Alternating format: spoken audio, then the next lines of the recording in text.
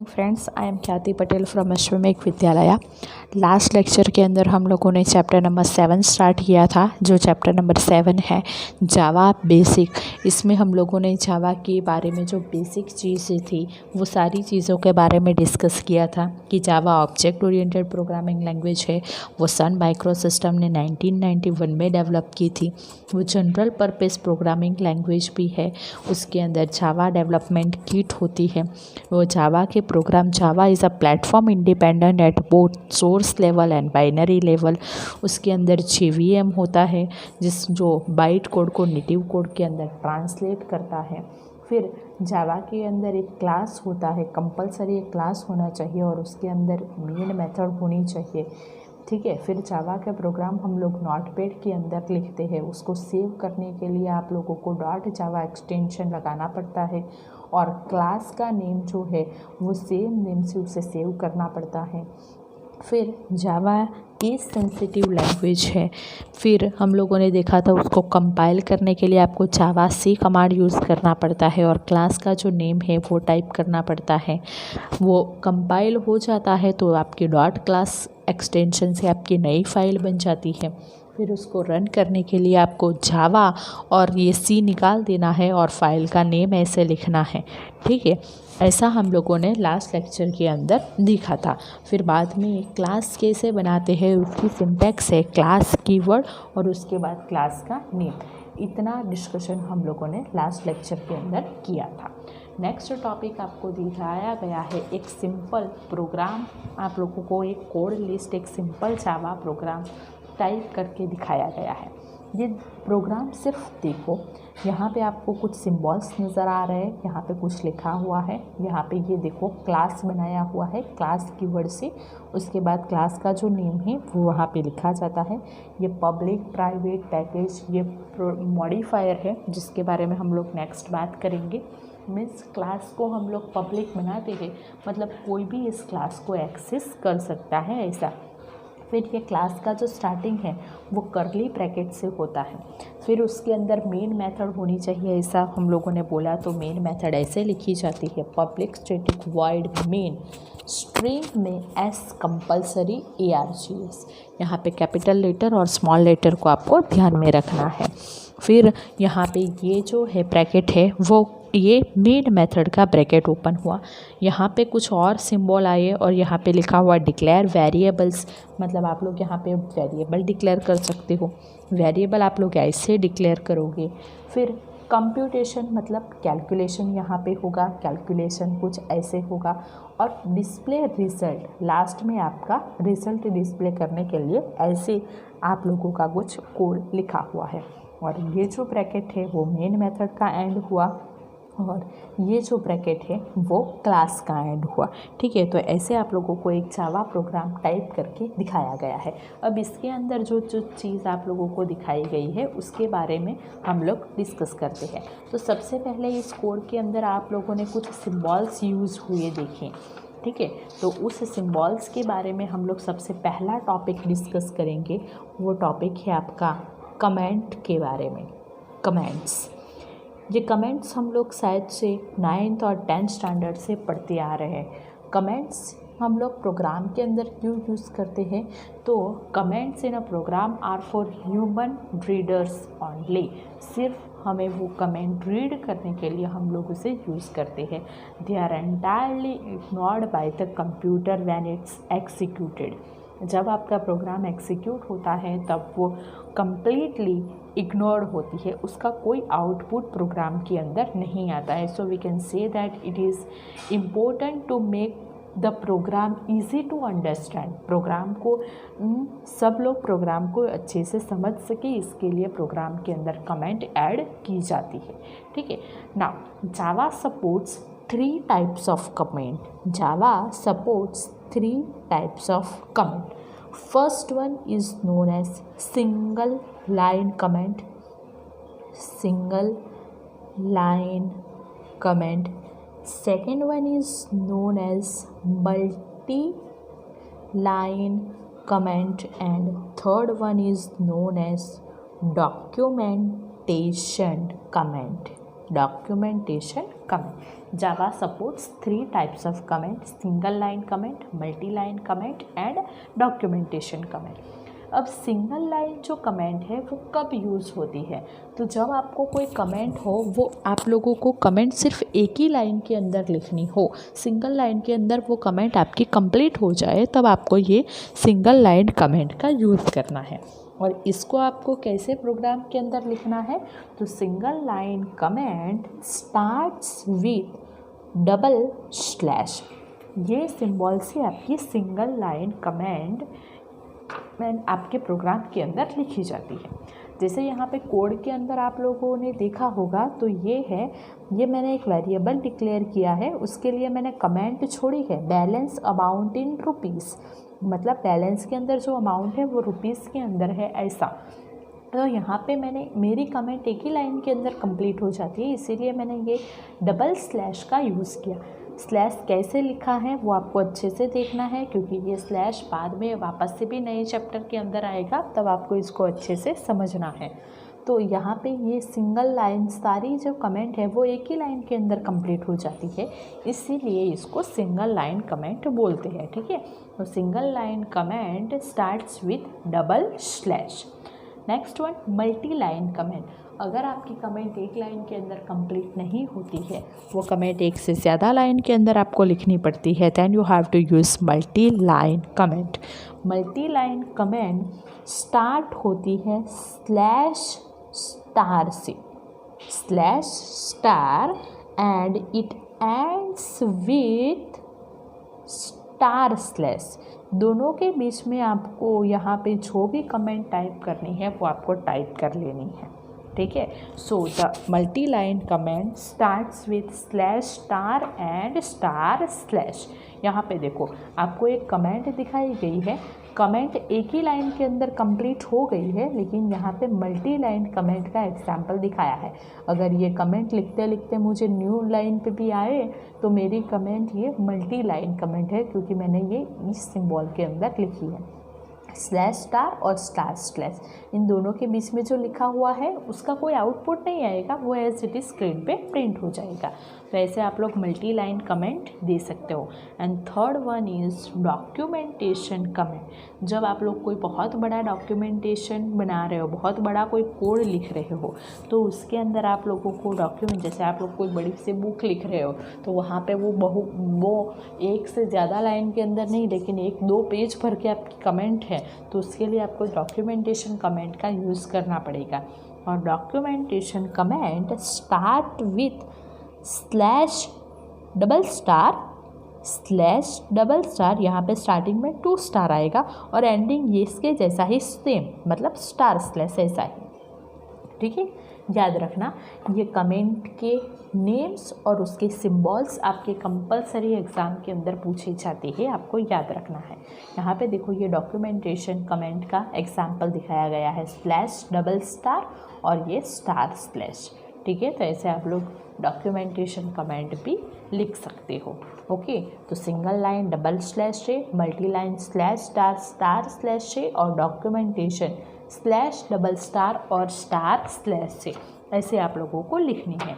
तो ये प्रोग्राम के अंदर सबसे पहली चीज़ यूज़ हुई वो है आपकी कमेंट्स, ठीक है। फिर नेक्स्ट आप लोगों का यहाँ पे वेरिएबल डिक्लेरेशन दिखाया गया है। तो वेरिएबल क्या है इसके बारे में हम लोग नेक्स्ट टॉपिक के अंदर बात करेंगे, तब इसको डिटेल के अंदर देखेंगे। फिर इसका कैलकुलेशन, कंप्यूटेशन मतलब कैलकुलेशन, ये वेरिएबल का मैंने ऐसे कैलकुलेशन किया है। और जो हमारा इम्पोर्टेंट टॉपिक है वो है आपका डिस्प्ले रिजल्ट्स। अब आपको स्क्रीन पे रिज़ल्ट डिस्प्ले करवाना हो तो स्क्रीन पे रिज़ल्ट डिस्प्ले करवाने के लिए आप लोगों की 2 मेथड यूज़ होती है। पहली मेथड है system.out.print और दूसरी मेथड है system.out.println। यहाँ पे आप लोगों को देखना है एस, यहाँ पे दोनों मेथड के अंदर कैपिटल है, system.out.print और system.out.println। और जो मैसेज आपको यहाँ पे लिखना है वो मैसेज आपको डबल कोटेशन मार्क के अंदर लिख लेना है और मेथड का एंडिंग ये सेमी कॉलन से होगा। जैसे हम लोग 11th स्टैंडर्ड के अंदर हम लोगों ने पढ़ा था कि अगर आपको स्क्रीन पे मैसेज डिस्प्ले करवाना हो, जैसे हम लोग वहाँ पे स्क्रिप्ट देख रहे थे तो वहाँ पे हम लोगों ने देखा कि स्क्रीन पे अगर आपको कुछ मैसेज चाहिए तो उसके लिए आपको इको कमांड का यूज़ करना पड़ता था। हम लोग वहाँ पे इको कमांड यूज़ करते थे, है ना। तो यहाँ पे आप लोगों को जावा के अंदर उसका स्ट्रक्चर ये बताता है कि मैसेज डिस्प्ले करवाने के लिए आपकी system.out.print और system.out.println मेथड यूज़ होती है। दोनों मेथड मैसेज डिस्प्ले करवाने के लिए यूज़ होती है, ठीक है। अब इस दोनों के अंदर डिफरेंस क्या है, कौन सी मेथड आपको यूज़ करनी है, तो आपको system.out.println वाली मेथड यूज़ करनी है। क्यों, तो जो आपके system.out.println मेथड है वो मैसेज प्रिंट करने के बाद एक लाइन वहाँ पे छोड़ देती है। मतलब अगर यहाँ पे मैंने कुछ लिखा है, जैसे मैंने यहाँ पे लिखा है सिस्टम में एस कैपिटल system.out.print, ठीक है। अब यहाँ पे मैं ln नहीं करती हूँ और प्रिंट के अंदर सपोज़ मैंने यहाँ पे ऐसे हेलो लिखा है। दूसरा मेरा सेम मेथड है system.out.print और मैं यहाँ पे लिख रही हूँ गुड मॉर्निंग, ठीक है। तो मेरा जो आउटपुट आएगा वो मेरे आउटपुट के अंदर हेलो आएगा, उसके बाजू में ही गुड मॉर्निंग आ जाएगा, ठीक है। अगर आपको ऐसा आउटपुट चाहिए तो आप लोग ऐसे मेथड यूज़ कर सकते हो। लेकिन अगर मैं यहाँ पे ln लगा देती हूँ तो ये मेरा हेलो यहाँ पे आएगा और ये जो गुड मॉर्निंग है वो मेरा नीचे चला जाएगा। समझ में आ रहा है डिफरेंस दोनों के अंदर। तो ln मैसेज प्रिंट करने के बाद न्यू लाइन पे चली जाती है, ln stands for new line, और जो प्रिंट यूज़ करोगे तो मैसेज ऐसे वन लाइन के अंदर आएगा, ठीक है। ये दोनों इसके अंदर के डिफरेंस है, ओके। तो इसका आपको एक्सप्लेनेशन इतना इस कोड के अंदर समझना है। नेक्स्ट हम लोग प्रोग्राम के बारे में डिस्कस करेंगे, तब हम लोग इस प्रोग्राम के अंदर की डिटेल डिस्क्रिप्शन लेंगे, ठीक है। अब हम लोगों ने बोला कि जावा का प्रोग्राम हम लोग यहाँ पे नोटपैड के अंदर टाइप करेंगे ऐसा। तो अगर आपको नोटपैड यूज़ नहीं करना है और आपको उबंटू ऑपरेटिंग सिस्टम यूज़ करनी है तो उबंटू ऑपरेटिंग सिस्टम के अंदर आपको जावा के प्रोग्राम टाइप करने के लिए स्काइट एडिटर मिलता है, ठीक है। ये एक बार एग्ज़ाम के अंदर क्वेश्चन पूछा गया था कि उबंटू के अंदर जावा का प्रोग्राम किस एडिटर के अंदर टाइप किया जाता है, तो वो है आपका स्काइट एडिटर। इसके अंदर आपको फाइल मेनू में से जाके न्यू ले लेना है, तो नई फाइल आपकी ओपन हो जाएगी। जो भी कोड है, जो भी प्रोग्राम है वो आपको पूरा टाइप कर लेना है। बाद में उसे आपको फाइल मेनू में से जाके सेव कमांड से उस फाइल को आपको सेव करनी है। सेव करते टाइम याद रखना है फाइल का जो नेम है वो नेम और क्लास का जो नेम है वो दोनों सेम होना चाहिए और उसका एक्सटेंशन .java आना चाहिए। फिर बाद में उसे कंपाइल करने के लिए आपको टूल्स मेनू में से कंपाइल का कमांड सिलेक्ट करना है और उसका आउटपुट देखने के लिए, रन करने के लिए आपको टूल्स मेनू में से ही गो कमांड यूज़ करना है, ठीक है। तो इसका जो कोड है ये स्काइट के अंदर कैसा दिखेगा, ये पूरा आपको पीछे एक सिंपल प्रोग्राम टाइप करके दिखाया गया है। ये देखो, ये स्काइट की एक पूरी स्क्रीन है। ये स्काइट आपके नोटपैड के जैसी ही आती है। यहाँ पे मैंने ये सिंगल लाइन कमेंट छोड़ी है। फिर यहाँ पे मैंने ये क्लास बनाया है, क्लास का ओपनिंग है। क्लास के अंदर मैंने डायरेक्टली यहाँ पे मेन मेथड लिख ली है, ये मेन मेथड का ओपनिंग किया है। यहाँ पे मैंने वेरिएबल डिक्लेरेशन किया है। कैसे वेरिएबल डिक्लेयर करते हैं वो हम लोग अभी देखेंगे। ऐसे हम लोगों ने बहुत सारे मैंने वेरिएबल ले लिए हैं। यहाँ पे मैंने अगेन सिंगल लाइन कमेंट डाल दी है। यहाँ पे मैंने कैलकुलेशन किया है और यहाँ पे मैंने मैसेज डिस्प्ले करवाने के लिए ये मेथड यूज़ की। यहाँ पे देखो हर एक जगह पे मैंने ln लिखा है, इसीलिए मेरा आउटपुट जो आ रहा है वो 1111 लाइन छोड़ के आ रहा है, ठीक है। अब ये पूरा प्रोग्राम लिख लेने के बाद आपको फाइल मेनू में से जाके सेव करना है। सेव करते टाइम आपको ध्यान में रखना है कि क्लास का नेम मेरा इंटरेस्ट है, इंटरेस्ट में आई कैपिटल है, इसीलिए मैं सेव करते टाइम interest.java दूंगी, आई कैपिटल करूँगी, ठीक है। फिर बाद में कंपाइल करने के लिए मैं जावा से कमांड भी यूज़ कर सकती हूँ। टूल्स मेनू में से कंपाइल करूँगी तो भी चलेगा, लेकिन अगर आपको लिखना है, टाइप करना है, तो उसके लिए जावासी कमांड यूज़ होगा, जावासी फाइल नेम डॉट जावा। अगर मेरे प्रोग्राम के अंदर कोई भी एरर नहीं होती है तो मेरा एग्जिट कोड यहाँ पे 0 आएगा। अगर मेरे प्रोग्राम के अंदर एरर आती है तो यहाँ पे मुझे एग्जिट कोड के अंदर 1 मिलेगा। 1 का मतलब ये नहीं है कि मेरे प्रोग्राम के अंदर एक एरर है, एरर बहुत सारी हो सकती है, लेकिन एग्जिट कोड 1 मीन्स आपके प्रोग्राम के अंदर एरर है, और एग्जिट कोड 0 मीन्स आपके प्रोग्राम के अंदर कोई भी एरर नहीं है। तो नहीं है तो इसे आप लोग अब आप इसे रन करोगे तो रन करने के लिए आपको ये सी निकाल देना है, सिर्फ जावा और इंटरेस्ट लिखना है, या तो टूल्स मेनू में से गो करोगे तो भी आपका प्रोग्राम रन हो जाएगा। रन होने के बाद आपको ऐसे आउटपुट मिलेगा। ठीक है, तो ये प्रोग्राम आप लोगों का ऐसे गाइड के अंदर आप लोग यूज़ कर सकते हो। नेक्स्ट आपको बुक के अंदर बताया गया है जावा प्रोग्राम का structure of a Java program. Java program जो हम लोगों ने अभी देखा, वो जो लिखा हुआ है उसका स्ट्रक्चर क्या है, उसके स्ट्रक्चर के अंदर कौन सी चीज़ आप लोगों को कहाँ पे यूज़ करनी है, वो यहाँ पे नेक्स्ट टॉपिक के अंदर दिखाया गया है। वो स्ट्रक्चर मतलब प्रोग्रामिंग लैंग्वेज जो है वो हर एक programming language different structure use करती है। जैसे हम लोगों ने 11th स्टैंडर्ड के अंदर डेटाबेस देखा तो डेटाबेस का स्ट्रक्चर कुछ डिफरेंट था। फिर हम लोगों ने वहाँ पे स्क्रिप्टिंग देखी तो स्क्रिप्टिंग के अंदर कुछ डिफरेंट स्ट्रक्चर यूज़ होता था। फिर वहाँ पे हम लोगों ने एक सिंफिक देखा था, वो आपका एनिमेशन वाला सॉफ्टवेयर, तो उसके अंदर आपको कुछ और मिलता था ऐसा। तो हर एक प्रोग्रामिंग लैंग्वेज का स्ट्रक्चर डिफरेंट होता है। वैसे यहाँ पे जावा का स्ट्रक्चर क्या है, वो स्ट्रक्चर आपको यहाँ पे दिखाया गया है। ये स्ट्रक्चर को ध्यान में रख के ही आपको प्रोग्रामिंग करना है। स्ट्रक्चर ये डिस्क्राइब करता है कि ये प्रोग्राम के अंदर कौन सी चीज़ अलाउड है, कौन सी चीज़ कहाँ पे यूज़ होती है, ये उसका स्ट्रक्चर बताता है। तो जावा के प्रोग्राम के अंदर उसका स्ट्रक्चर ये बताता है कि उसके अंदर एटलीस्ट 1 क्लास होना चाहिए। जावा के प्रोग्राम के अंदर एक क्लास होना चाहिए, और क्लास ऐसे लिखा जाता है, ये क्लास का ओपनिंग है। ये जो चीज़ है ऑप्शनल है, क्या, वेरिएबल डिक्लेरेशन एंड मेथड। अगर इस जगह पे आपको कोई वेरिएबल या तो मेथड का डिक्लेरेशन करना हो तो कर सकते हो, नहीं करना हो तो नहीं कर सकते हो। जैसे हम लोगों ने अभी प्रोग्राम देखा, उसके अंदर इस जगह पे कोई वेरिएबल और मेथड डिक्लेरेशन नहीं हुआ था। डायरेक्टली आप लोग यहाँ पे ऐसे मेन मेथड भी लिख सकते हो। अब प्रोग्राम का स्ट्रक्चर ये बताता है कि प्रोग्राम के अंदर कंपलसरी मेन मेथड होनी चाहिए, क्योंकि जहाँ से आप लोगों ने मेन मेथड लिखी होगी वहाँ से आपके प्रोग्राम का एग्जीक्यूशन स्टार्ट होगा। तो प्रोग्राम के अंदर एक मेन मेथड कंपलसरी आनी चाहिए। ये जो कर्ली ब्रैकेट है ये मेन मेथड का ओपनिंग है, इसके अंदर नंबर ऑफ स्टेटमेंट, ये एंडिंग।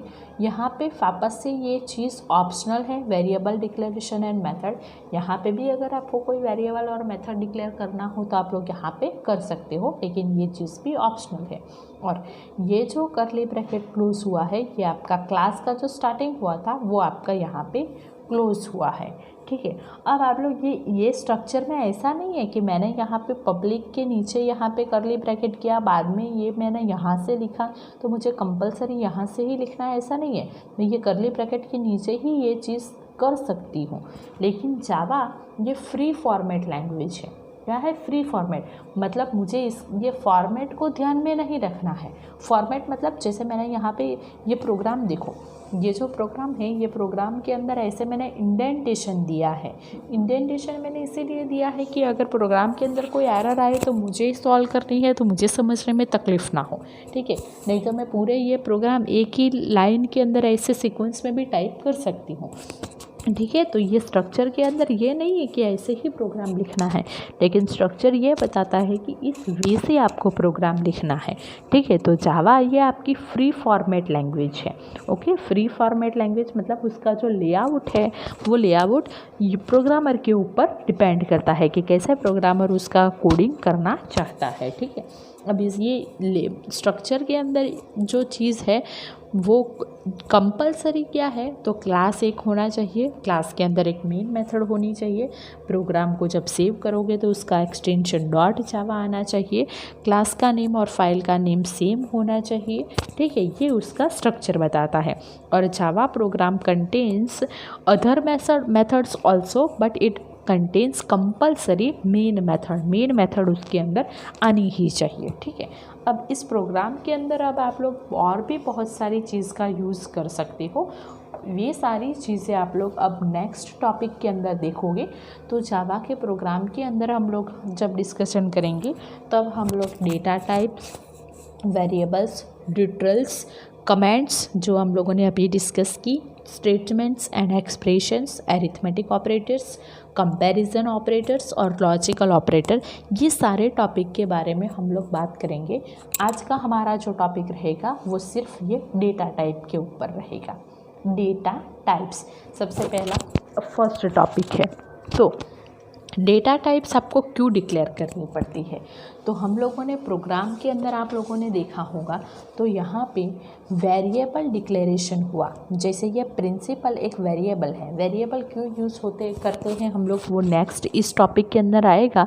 लेकिन हम लोगों ने 11th स्टैंडर्ड के अंदर बहुत सारे वेरिएबल का यूज़ किया है, तो हमको पता है कि अगर आपको कोई वैल्यू का स्टोरेज करवाना है तो उसके लिए आपको वेरिएबल का यूज़ करना है। तो ये वेरिएबल के आगे डबल लिखा है सबके आगे, इसका मतलब क्या है, तो ये जो वेरिएबल है वो डबल टाइप की वैल्यू स्टोर करेगा। मतलब क्या, तो वेरिएबल को डिफ़ाइन करने से पहले आपको उसके अंदर आप लोग कौन सी वैल्यू स्टोर करना चाहते हो वो वैल्यू को आप लोग डेटा टाइप बोलोगे। ठीक है, तो डेटा टाइप क्यों नेसेसरी है, तो वेरिएबल के अंदर कौन सी वैल्यू आएगी वो आइडेंटिफाई करवाने के लिए आपकी डेटा टाइप नेसेसरी है। वो मेमोरी के अंदर कितनी साइज़ लेगा, उसकी वैल्यू क्या होगी, ये डिफ़ाइन करने के लिए आपका डेटा टाइप यूज़ होता है ना। जावा सपोर्ट्स 8 प्रिमिटिव डेटा टाइप्स। जावा के अंदर कितनी डेटा टाइप आपको मिलती है, 8 डेटा टाइप मिलती है। वो डेटा टाइप कौन सी है, उसके नेम्स यहाँ पे दिए गए हैं। This primitive data types are byte, short, INT मतलब इंटीजर का शॉर्ट फॉर्म है, लॉन्ग, फ्लोट, डबल, कैर और बुलियन। ये कैर है, CHAR कैर, और ये बुलियन। ये 8 inbuilt primitive data type Java आपको सपोर्ट करती है। ठीक है, this data types are machine independent which means that we can rely on their size and characteristics to be consistent across all the Java programs on all the machines। ये सारी data type आपके machine independent है। अब पीछे जो आपको एक table दिया गया है वो टेबल आपकी एग्ज़ाम के अंदर पूछती है। ये डेटा टाइप के रिलेटेड आपको एक टेबल दिखाया गया है। देखो अब यहाँ पे आपकी उसकी ये जो 8 डेटा टाइप है वो सबके नेम्स है। वो स्टोरेज कैपेसिटी उसकी कितनी है, मतलब वो मेमोरी के अंदर कितनी स्टोरेज स्पेस लेगा, वो सारी स्टोरेज स्पेस है। टाइप ऑफ वैल्यू मतलब बाइट के अंदर आप लोग कौन से टाइप की वैल्यू स्टोर कर सकते हैं, ये है। ये इसकी रेंज है। रेंज अब तक कभी भी आपके एग्ज़ाम में पूछी नहीं गई है, तो रेंज को आपको याद नहीं रखना है और उसकी डिफ़ॉल्ट वैल्यू क्या है वो आपको याद रखनी है। ठीक है, अब पहली डेटा टाइप है बाइट। उसकी स्टोरेज कैपेसिटी है 1 बाइट की, उसके अंदर इंटीजर वैल्यू स्टोर होगी। उसकी डिफ़ॉल्ट वैल्यू 0, सबकी ऑलमोस्ट डिफ़ॉल्ट वैल्यू 0 ही है, सिर्फ लास्ट 1 की चेंज है। सेकंड डेटा टाइप है शॉर्ट। वो मेमोरी के अंदर 2 बाइट लेगी और उसके अंदर आप लोग इंटीजर वैल्यू स्टोर करवा सकते हो। ठीक है, एग्ज़ाम में आपकी डेटा टाइप की स्टोरेज कैपेसिटी कितने बाइट की है वो कंपलसरी पूछते हैं।